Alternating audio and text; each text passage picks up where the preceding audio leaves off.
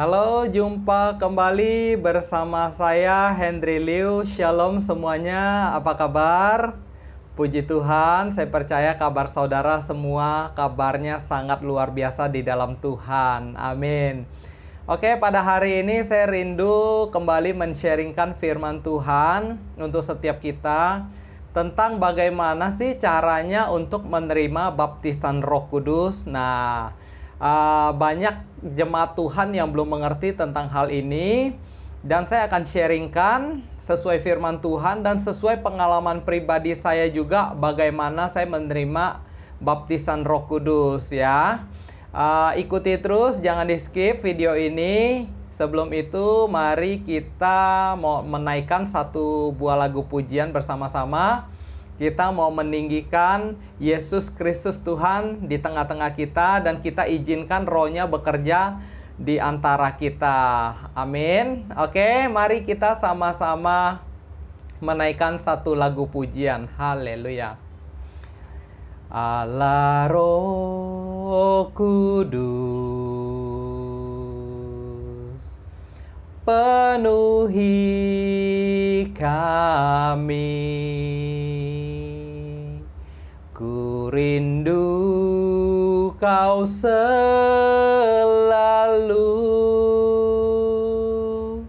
dalam hidupku.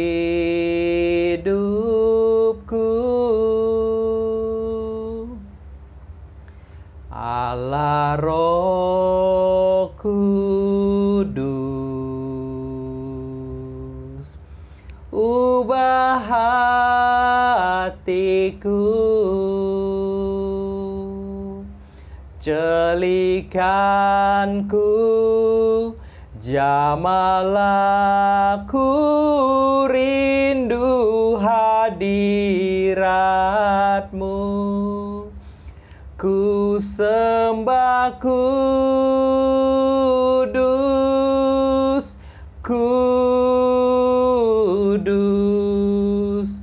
kuduslah Tuhan, dan ku sanjung Kau mulia, mulia bagi-Mu Tuhan. Ku sembah kudus, kudus, kuduslah Tuhan, dan ku sanjung Kau mulia, mulia bagi-Mu Tuhan. Ku sembah kudus,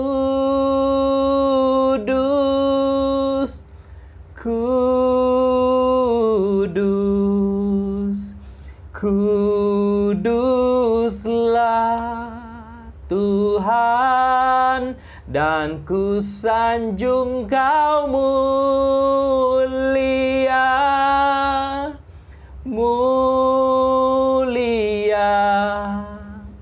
bagi-Mu Tuhan. Ku sembah kudus, kudus,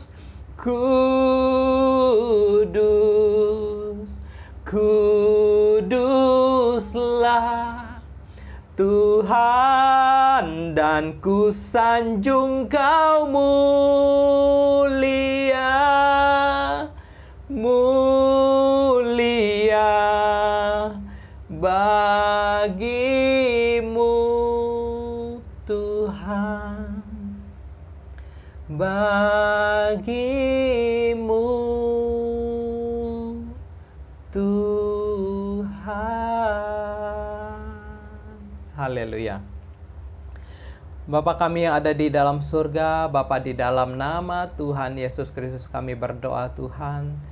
Kami bersyukur Tuhan untuk kasih karunia-Mu di dalam setiap kehidupan kami Tuhan. Tuhan, ajar kami pada hari ini Tuhan, supaya kami boleh mengerti firman-Mu Tuhan, dan kami boleh melakukannya Tuhan. Terima kasih Tuhan, terima kasih Allah Roh Kudus, pimpin kami dari awal pertengahan hingga akhirnya ibadah ini. Biarlah semua ini kuserahkan hanya ke dalam tangan Tuhan Yesus. Engkau sendiri yang mengajar kami Tuhan, di dalam firman dan kebenaran-Mu Tuhan, supaya kami boleh mengerti akan hati-Mu Tuhan. Terima kasih Tuhan, Kau berkati jemaat-Mu, buka telinga rohani mereka untuk mendengarkan firman-Mu Tuhan, sehingga mereka boleh mengerti bagaimana pentingnya hidup berjalan di dalam kuasa Roh Kudus, dipimpin oleh Roh Kudus. Roh Kudus ajar kami saat ini. Kami sudah berdoa di dalam nama Yesus. Kami siap mendengarkan firman Tuhan. Haleluya. Amin. Dalam nama Yesus Kristus Tuhan. Haleluya. Haleluya. Wow, luar biasa ya. Hari ini saya rindu men-sharingkan bagaimana sih kita sebagai anak-anak Tuhan menerima baptisan Roh Kudus. Apa saja dari pihak kita sebagai umat Tuhan, apa saja yang harus kita persiapkan, saudara, ya. Kita tahu baptisan Roh Kudus adalah baptisan yang Tuhan Yesus lakukan, baptisan yang langsung yang Tuhan curahkan, yaitu baptisan Roh, ya, di mana Yohanes Pembaptis membaptis dengan air, tapi Allah kita membaptis kita dengan api, ya, dengan Roh-Nya yang kudus. Jadi baptisan Roh Kudus itu baptisan murni yang Tuhan kerjakan langsung kepada umatnya. Oke, mari kita pelajari apa saja yang harus kita lakukan untuk menerima baptisan Roh Kudus itu, ya. Oke, mari kita sama-sama belajar tentang firman Tuhan. Saya akan sharingkan di Matius 3 ayat yang ke-11. Oke, saya akan bacakan firman Tuhan. Aku membaptis kamu dengan air sebagai tanda pertobatan. Tetapi ia yang datang kemudian daripadaku lebih berkuasa daripadaku. Aku tidak layak melepaskan kasutnya. Ia akan membaptiskan kamu dengan Roh Kudus dengan api. Nah, ini yang dikatakan Yohanes Pembaptis kepada umatnya pada saat itu yang sedang mengikuti baptisan di Sungai Yordan. Oke. Tapi di sini ada firman tertulis, Yohanes mengatakan bahwa Yohanes membaptis umatnya dengan air sebagai tanda pertobatan. Jadi setiap orang yang percaya kepada Yesus Kristus pasti mengambil satu tindakan untuk dibaptis dalam baptisan air sebagai tanda pertobatan dan lahir baru, ya. Seperti orang pacaran, saudara, seperti orang pacaran, kalau dia udah yakin, dia akan mengambil satu langkah untuk ke jenjang yang lebih serius, yaitu pernikahan. Ya, ini pun kita sebagai umat Kristiani, ketika kita percaya Tuhan, kita juga mengambil satu langkah penting di dalam hidup kita untuk dibaptis air, saudara. Tapi masih banyak umat Tuhan yang belum mengerti tentang baptisan api. Nah, yang saya mau jelaskan adalah tentang baptisan api. Nah, baptisan api adalah baptisan yang Tuhan kerjakan supaya kita di bumi ini mengerti tentang apa arti peperangan rohani, mengerti bagaimana hati Tuhan, apa yang Tuhan mau di dalam kehidupan kita, menjadi kuat, amin, berkuasa. Dan Roh Kudus juga diutus untuk menolong kita di dalam kelemahan kita, mengingatkan kita apa yang disampaikan Bapa untuk kita. Amin. Dan bahasa roh itu juga bahasa doa. Bagaimana bahasa itu adalah kode rahasia antara kita dan sorga. Hanya roh yang dapat menangkap. Roh Kudus, Roh Allah sendiri yang mengerti arti doa itu, yang tidak diucapkan atau yang tak terucap dari doa-doa kita. Karena kita sebagai manusia terkadang kita tidak bisa mendoakan semuanya, tapi Tuhan lebih tahu kebutuhan kita. Tuhan lebih tahu kebutuhan keluarga kita. Maka diberikannya karunia doa ini, yaitu berbahasa roh. Amin, saudara. Nah, yang pertama adalah kita harus pahami baptisan Roh Kudus adalah pemberian Allah. Amin. Itu adalah kasih karunia yang Tuhan berikan untuk setiap kita. Itu adalah pemberian, ya, pemberian kasih karunia yang Tuhan berikan untuk setiap kita yang haus dan lapar, mau lebih lagi untuk mengenal Tuhan, lebih lagi mau dipakai Tuhan, mau lebih lagi secara rohani, lebih dewasa rohani lagi. Nah, itu yang Tuhan berikan, yaitu penolong, yaitu Roh Kudus, penolong yang setia di dalam setiap kehidupan kita. Nah, yang kedua adalah baptisan yang dikerjakan oleh Allah itu sendiri. Seperti yang saya jelaskan, Yohanes Pembaptis membaptis dengan air, tapi Tuhan Allah kita membaptis kita dengan api dan roh-Nya. Oke. Saya tidak menjelaskan fungsi dari Roh Kudus karena sebelumnya di video sebelumnya saya sudah menjelaskan fungsi dari Roh Kudus, ya. Ada di Kisah Para Rasul 8, ya. Kisah Para Rasul 1 ayat yang ke-8, Kisah Para Rasul 1 ayat yang ke-8 menjelaskan jika Roh Kudus turun atas kita, kita akan menerima kuasa dan menjadi saksi Kristus. Itu yang pasti terjadi, ya. Oke, ini saya akan menjelaskan cara untuk menerima Roh Kudus. Yang ketiga adalah, poin yang ketiga adalah kita jangan bersandar kepada pengertian sendiri, saudara. Kita jangan memakai kepintaran kita, pengetahuan kita untuk menyelidiki pikiran Allah. Siapakah yang dapat menyelidiki pikiran Allah selain daripada Roh Allah? Amin.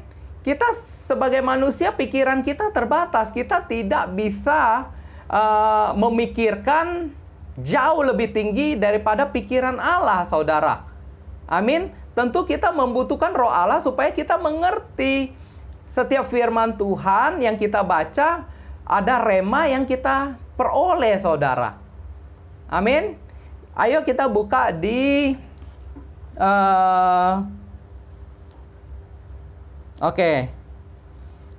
di Matius 9 ayat yang ke-17. Begitu pula anggur yang baru tidak disisihkan ke dalam kantong kulit yang tua. Karena jika demikian, kantong itu akan koyak sehingga anggur itu terbuang dan kantong itu pun hancur. Tetapi anggur yang baru disimpan orang dalam kantong yang baru pula. Dan dengan demikian terpeliharalah kedua-duanya. Nah, anggur baru, anggur lama itu apa, saudara? Anggur baru, anggur lama itu berbicara tentang pikiran kita yang lama dan pikiran kita yang diperbarui oleh Allah. Ya, seringkali kita memikirkan apa yang sudah didoktrinkan, apa yang sudah kita terima sesuai dengan pengajaran manusia, saudara. Sesuai dengan metode-metode yang manusia ajarkan. Ya, sudah tertanam dari kecil mungkin apa yang dikatakan oleh orang tua kita. Apa yang kita terima dari gereja lama kita. Amin. Tapi Tuhan berkata, anggur yang baru harus ditaruh di kantong yang baru. Kalau saudara mau diperbarui Tuhan, maka saudara harus menyerahkan pikiran saudara kepada Kristus. Supaya Kristus memperbarui pikiran saudara sehingga saudara dapat menerima kebenaran. Amin. Itu yang terpenting. Jadi seringkali kenapa orang tidak menerima Roh Kudus? Karena pikiran dia masih pikiran yang lama. Dia menganggap Roh Kudus itu sudah tidak ada. Basa roh itu sudah tidak ada. Pencurahan Roh Kudus itu sudah tidak ada. Nah, hal-hal demikian yang menghalangi orang tersebut untuk menerima baptisan Roh Kudus, saudara. Karena pikirannya masih lama. Tapi Tuhan bilang, Tuhan akan memperbarui pikiran saudara. Ya, melalui kebenaran firman Tuhan, maka pentingnya saudara dikasih pengertian terlebih dahulu. Sebelum saudara siap menerima Roh Kudus, perbarui pikiran saudara bahwa Roh Kudus masih bekerja sampai saat ini. Dia tetap ada dari dulu, sekarang, sampai selama-lamanya. Bukankah firman Tuhan berkata dia menyertai kita sampai akhir zaman? Amin. Roh Kudus diutus untuk menolong kita. Ya, ketika Roh Kudus itu hadir, pasti ada kuasa yang terjadi. Hadiratnya pasti kita rasakan, saudara. Amin. Itu yang akan terjadi. Ketika Roh Kudus turun atas orang percaya, kita akan menerima kuasa itu.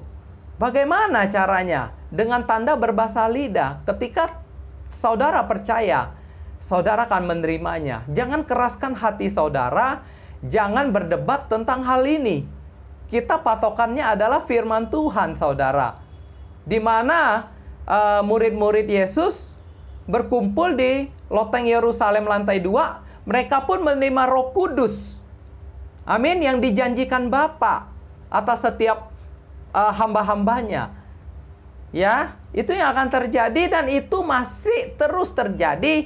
Roh Kudus masih bekerja karena Yesus belum datang kedua kali. Amin. Itu yang terjadi, saudara. Oke, nextnya.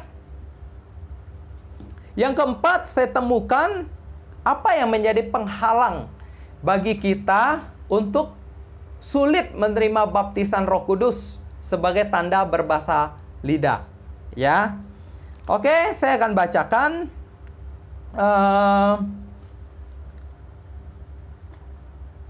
Saya akan bacakan.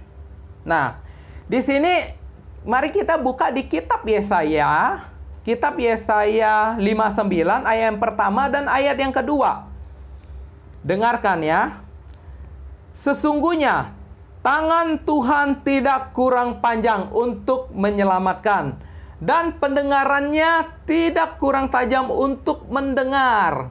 Tetapi yang merupakan pemisah antara kamu dan Allahmu ialah segala kejahatanmu, dan yang membuat dia menyembunyikan diri terhadap kamu sehingga ia tidak mendengar. Ialah segala dosamu. Ya. Jadi ada penghalang yang masih menghalangi doa kita untuk meminta kepada Bapa, yaitu setiap kesalahan dan pelanggaran kita. Ya, hal yang keempat yang saya ajarkan adalah mari kita koreksi diri terlebih dahulu. Apakah saudara masih menyimpan kepahitan kepada orang yang pernah menyakiti saudara? Apakah saudara masih punya pikiran-pikiran yang kotor? Atau hati saudara masih punya hati yang tidak benar di hadapan Tuhan? Amin. Coba saudara koreksi dulu terlebih dahulu. Apa yang harus saudara buang di dalam kehidupan saudara, yaitu dosa dan pelanggaran saudara. Apakah mulut saudara masih sering berkata kebun binatang atau perkataan-perkataan najis maupun kotor melalui mulut saudara? Apakah saudara masih sering mendengar gosip-gosip yang dari dunia ini? Nah, itu saudara harus potong, saudara harus singkirkan terlebih dahulu, supaya saudara bisa menerima kuasa doa ini, yaitu baptisan Roh Kudus ini, saudara. Ketika saudara berdoa kepada Tuhan, ketika saudara bertobat dan berdoa kepada Tuhan, maka percayalah, dengan yakin, dengan iman saudara, saudara akan menerima baptisan Roh Kudus ini. Yang penting hati kita dibenarkan dulu, pikiran kita disuci kuduskan dulu, mata kita jangan kita pakai untuk melihat hal-hal yang najis, hal-hal yang jahat. Jangan, saudara. Mulut kita pergunakan dengan perkataan yang baik, yang mendatangkan berkat. Jangan mengutuk. Amin. Jangan perkatakan yang kasar, apalagi perkatakan yang kotor. Yang keluar dari mulut kita, jangan saudara. Itu akan mempengaruhi seluruh tubuh kita. Ya, kalau mata kita jahat, gelaplah seluruh tubuh kita. Nah, mata adalah jendela hati. Hati-hati gunakan matamu. Hati-hati gunakan mulutmu. Nah, itu ada lagunya, saudara. Ya, jadi perbaiki hati dulu sebelum kita dipenuhi oleh Roh Kudus. Minta pertolongan Tuhan supaya Tuhan mampukan kita bisa mengampuni orang yang bersalah kepada kita. Minta pertolongan Tuhan supaya kita bisa terlepas dari hal-hal najis. Amin. Minta kepada Tuhan supaya kita tidak melihat hal-hal yang kotor. Amin. Kita juga harus berjuang dan berusaha menghindari semua itu, saudara. Amin. Ada tugas bagian kita, ada bagian Tuhan, biar Tuhan yang kerjakan. Tapi kalau saudara tahu itu bagian saudara, saudara kerjakan terlebih dahulu. Ya, itu sangat penting saudara, supaya saudara bisa dipenuhi oleh Roh Kudus. Ya, jangan ada dosa yang merintangi, jangan ada dosa yang menghalangi, sehingga saudara menjadi sulit untuk menerima baptisan Roh Kudus. Sehingga saudara sulit untuk berdoa. Ya, saudara ya, jangan izinkan setan untuk mengintimidasi pikiran saudara. Ya, jangan izinkan setan untuk berdusta atas kehidupan kita. Tolak dalam nama Yesus. Amin, saudara. Itu yang harus kita kerjakan. Ini adalah hal yang keempat yang saya alami, saudara, yang saya ajarkan pada hari ini. Yang kelima adalah mari kita, kalau semua itu sudah beres, ya, kita merasa diri kita udah beres, sudah mengampuni, sudah hidup kudus, sudah pikirkan yang baik, hati kita sudah kita serahkan kepada Tuhan, ya, perbuatan kita sudah mulai menyenangkan hati Tuhan, menaati firman Tuhan. Nah, hal berikutnya adalah mari kita haus dan lapar akan Roh Kudus. Ya, haus dan lapar akan Roh Kudus. Mari kita buka di Matius 7 ayat ke-7 sampai ke-11. Oke.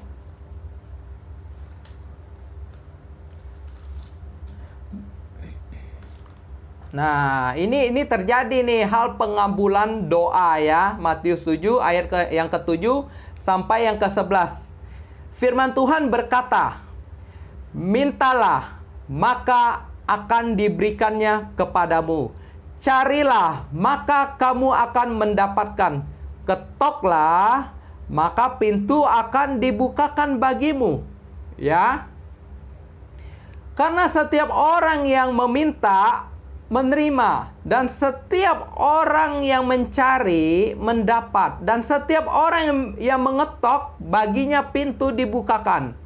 Adakah seorang daripadamu yang memberi batu kepada anaknya jika ia meminta roti, atau memberi ular jika ia meminta ikan? Jika kamu yang jahat tahu memberi pemberian yang baik kepada anak-anakmu, apalagi Bapamu yang di sorga, Ia akan memberikan yang baik kepada mereka yang meminta kepadanya. Ya, ketika saudara datang, ya, meminta, mencari dan mengetok pintu melalui doa saudara. Ketok itu tidak sekali. Berarti ketika kita berdoa, kita jangan hanya sekali berdoa, belum dapat, kita give up. Kita menyerah. Jangan saudara. Ketika kita bertamu, kita mengetok pasti berkali-kali. Tok, tok, tok, tok, tok, tok. Kalau belum ada yang jawab, tok, tok, tok, tok, tok, tok. Amin. Apalagi kita tahu di dalam rumah itu ada orang. Pasti kita mengetok sampai orang itu keluar. Nah, hal demikian kerajaan Allah juga demikian. Ketika saudara berdoa, saudara jangan jemu-jemu. Mintalah kepada Tuhan, terus berdoa, mengetok pintu sorga, ya. Itu yang harus kita lakukan, saudara, ya. Percayalah, Bapa kita akan memberikan Roh Kudus bagi yang haus dan lapar dan meminta kepadanya. Ya, Allah kita adalah Allah yang baik. Dia pasti memberikan Roh Kudusnya bagi kita karena Tuhan tahu kita membutuhkannya selama kita hidup. Kita butuh penolong. Amin. Kita butuh Allah Roh Kudus untuk terus boleh berjalan di dalam kebenaran firman Tuhan, supaya kita tidak tersesat. Roh Kudus adalah GPS sorga yang Tuhan berikan, supaya jalan-jalan kita boleh berkenan kepada Tuhan. Penting Roh Kudus, penting, sangat penting dalam kehidupan kita. Amin. Terimalah baptisan Roh Kudus, mintalah, ketoklah, carilah, maka semua akan diberikannya kepadamu di dalam nama Yesus. Demikian firman Tuhan. Shalom semuanya. Tuhan Yesus memberkati kita semua. Kiranya jikalau di antara saudara yang sudah diberkati melalui firman ini, bisa bantu subscribe, like, and share ke saudara, ke teman, atau ke keluarga, atau ke sahabat saudara yang mungkin saat ini sedang membutuhkan firman ini. Ya, yang membutuhkan firman Tuhan, supaya mereka bisa bertumbuh dan diberkati oleh Tuhan. Mari kita bertumbuh bersama-sama di dalam kasih karunia Tuhan. Oke, shalom. Nama saya Henry Liu. Mari kita berdoa terlebih dahulu. Bapa, di dalam nama Yesus Kristus Tuhan, terima kasih hamba-Mu sudah menyampaikan isi hati-Mu. Engkau berkati setiap jemaat yang sudah mendengar. Kami percaya Tuhan, ketika kami membereskan hati kami, Engkau akan mencurahkan Roh-Mu atas setiap kami, dan Engkau akan menolong kami Tuhan. Di dalam kelemahan kami, kuasa-Mu menjadi sempurna. Terima kasih Allah Roh Kudus. Engkau berkati para jemaat-Mu, para hamba-hamba-Mu Tuhan, dimanapun mereka berada. Aku percaya Engkau akan penuhi mereka dengan Roh Kudus-Mu Tuhan. Hanya di dalam nama Yesus Kristus, aku serahkan setiap jemaat ini ke dalam tangan Tuhan. Engkau yang memberkati mereka. Haleluya, dalam nama Yesus. Amin, dalam nama Yesus. Oke, shalom, sampai jumpa. Jangan lupa dilihat juga video-video kita yang sebelumnya. Tuhan Yesus memberkati kita semua. Bye, shalom. Thank you.